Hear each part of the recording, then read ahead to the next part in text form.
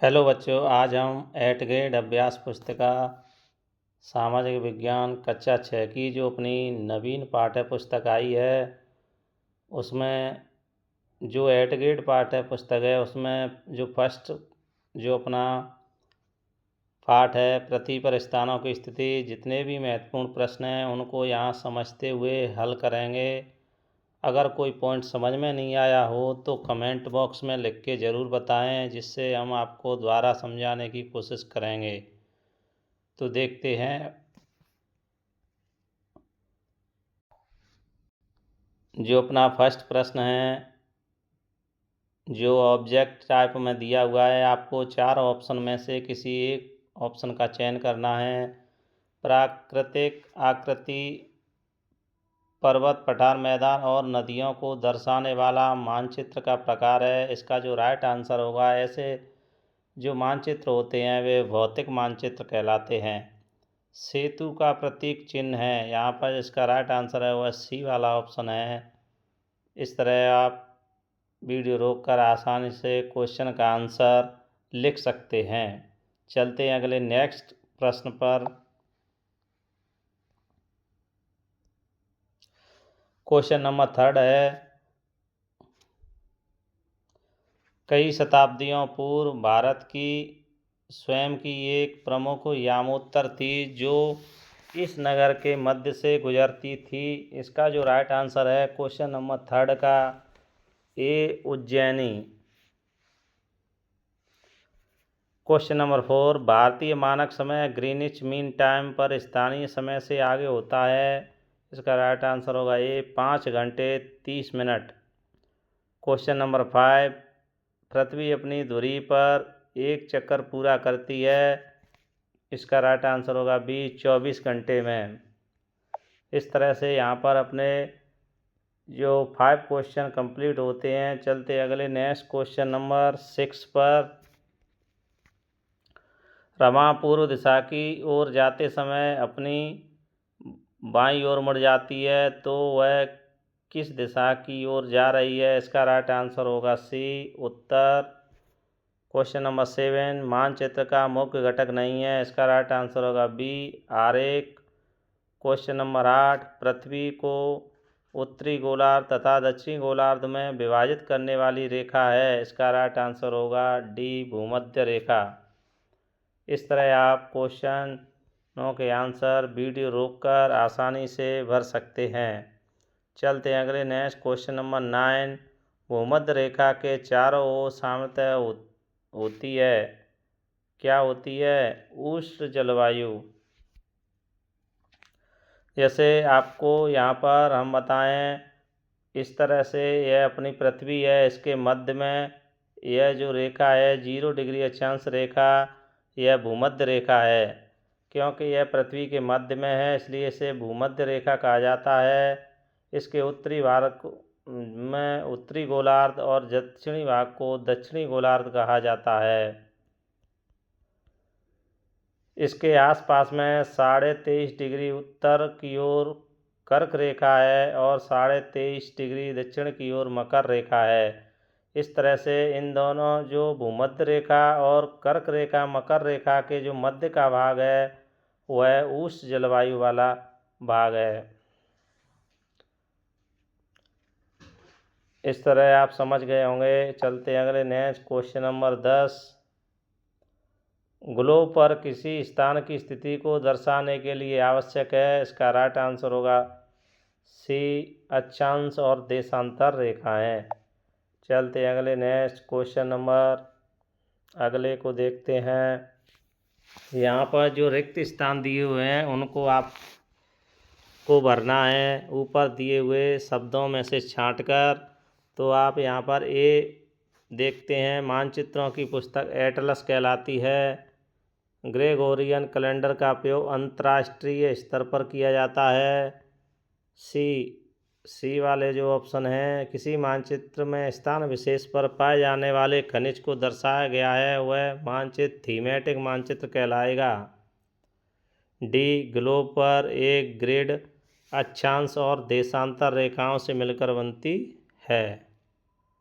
प्रमुख यामोत्तर को 0 डिग्री से अंकित किया जाता है।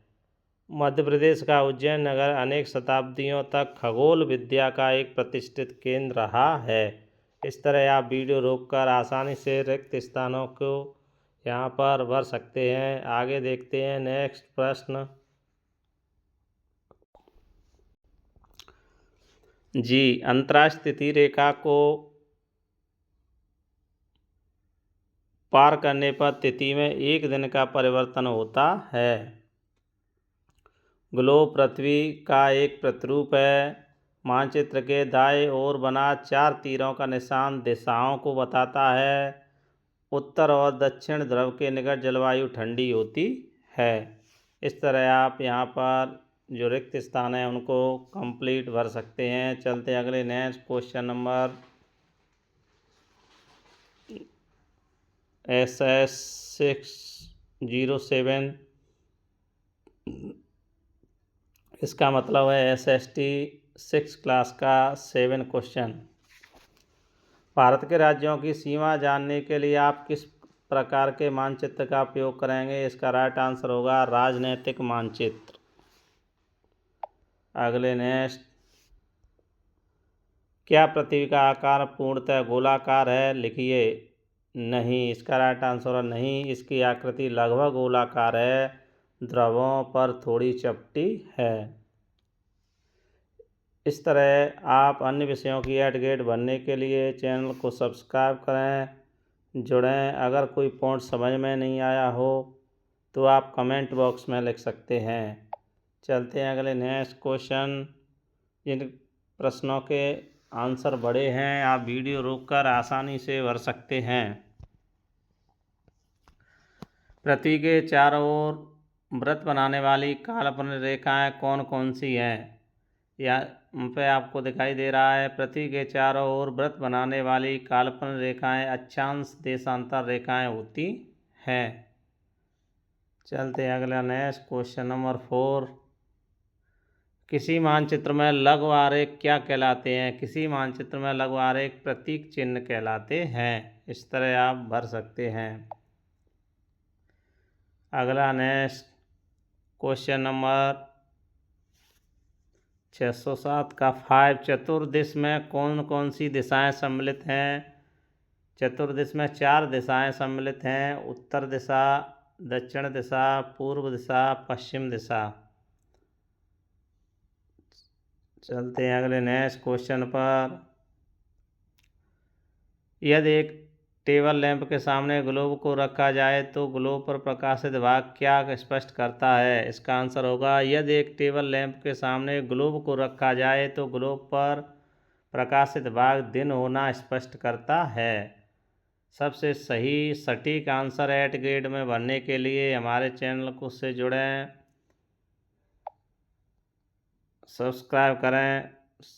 सही आंसर पाने के लिए बुक्स में से सीधे के सीधे आपकी सामाजिक की जो नई बुक आई है उससे क्वेश्चन नंबर, नाविकों द्वारा दिशाओं को जानने के लिए किस यंत्र का उपयोग किया जाता है? इसका राइट आंसर होगा कंपास।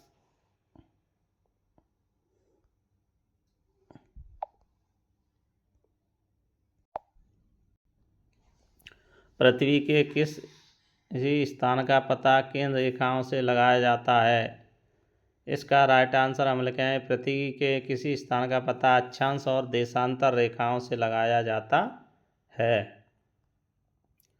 Question number 9। मानचित्र को और किस नाम से जाना जाता है? इसका राइट आंसर होगा नक्शा।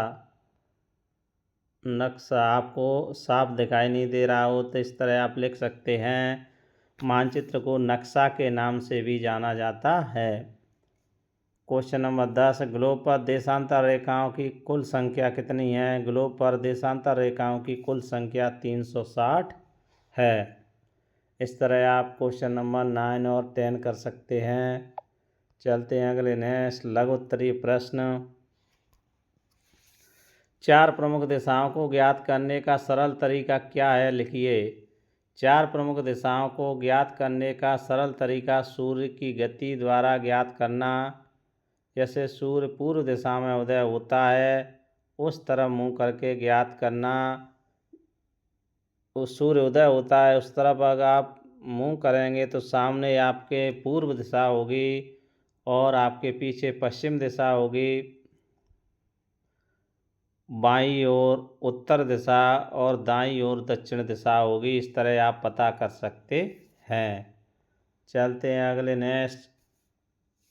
IST और GMI संक्षिप्त शब्दों का पूर्ण रूप लिखिए। IST का पूर्ण रूप इंडियन स्टैंडर्ड टाइम, GMI का ग्रीनिच मीन टाइम है। इस तरह आप वीडियो रोककर आसानी से इनको अपनी जो एटिकेट अभ्यास पुस्तिका है उसमें भर सकते हैं। अगला नेक्स्ट प्रश्न है, यदि ग्रीनिच पर दोपहर के 12 बजे हैं तो 15 डिग्री पूर्व तथा 30 डिग्री पूर्व पर क्या समय होगा? इसका आंसर होगा, यदि ग्रीनिच पर दोपहर के 12 बजे हैं तो समय होगा 15 डिग्री पूर्व 1 PM, 30 डिग्री पूर्व 2 PM। इस तरह आप भर सकते हैं। अगर कोई पॉइंट समझ में नहीं आया हो तो कमेंट बॉक्स में लिखें, दोबारा समझाने की कोशिश करेंगे। यहाँ पर पैमाना 1 सेंटीमीटर बराबर 10 मीटर है। आपको 60 मीटर की लाइन खींचनी है तो आप 10 में 60/10 बराबर 6 सेंटीमीटर की आपको लंबाई में एक रेखा खींचनी है और 40/10 4 सेंटीमीटर की चौड़ाई आयताकार बगीचे की आपको इस तरह से रेखा खींचकर बनानी है।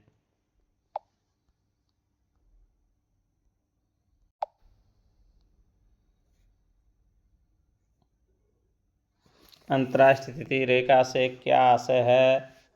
इसका ग्रीनिच पर स्थिर मुख्य याम होता है जिसके विपरीत की रेखा लगभग 180 सेंटीमीटर देशांतर पर है, उसे अंतर्राष्ट्रीय तिथि रेखा कहा जाता है।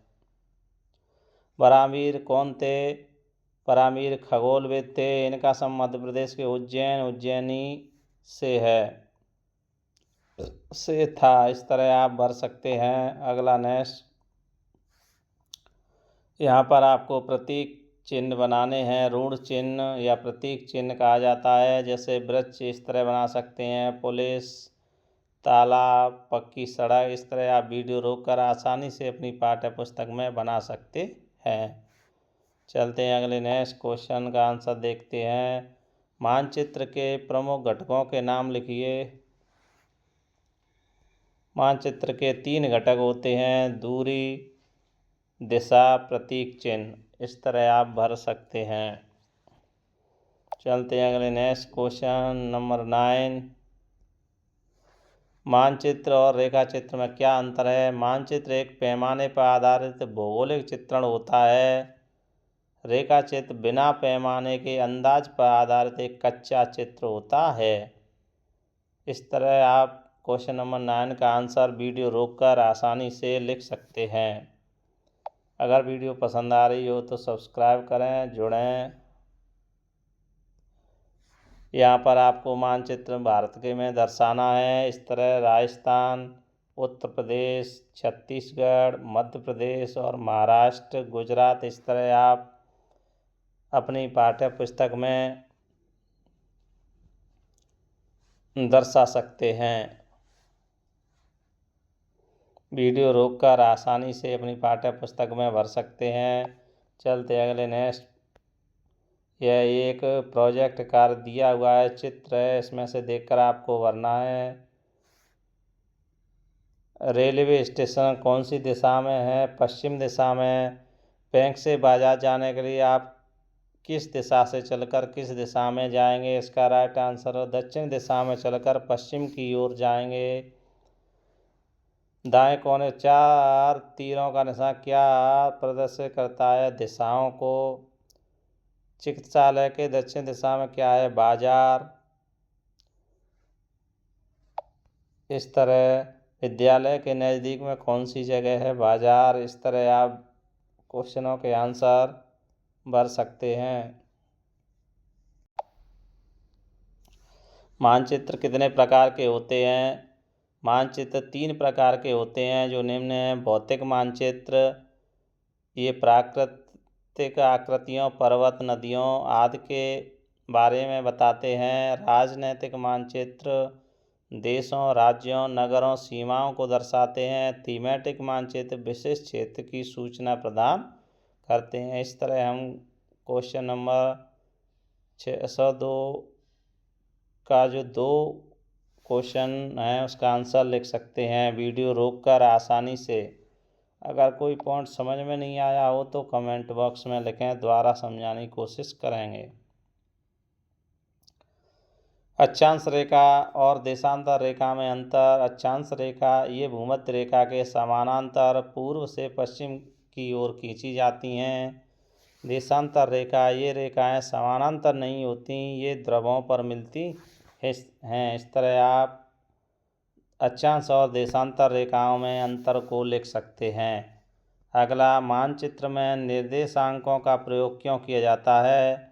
मानचित्र पर किसी स्थान की स्थिति के निर्धारण के लिए निर्देशांकों का प्रयोग किया जाता है।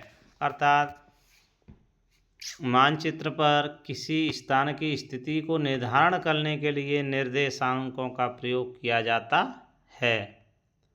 चलते अगले नेक्स्ट क्वेश्चन नंबर। आपको यहाँ पर ग्लोब का चित्र बनाकर मानचित्र को दर्शाना है। इस तरह आप बना कर के दर्शा सकते हैं। जो आपको आड़ी लाइन दिखाई दे रही हैं यह अक्षांश रेखाएं हैं, और जो 0 डिग्री अक्षांश रेखा है यह आपकी भूमध्य रेखा है, और जो खड़ी लाइनें आपको दिखाई दे रही हैं वो देशांतर रेखाएं। इधर यहाँ पर उत्तरी गोलार्ध है और यहाँ पर यह जो क्षेत्र है दक्षिणी गोलार्ध है।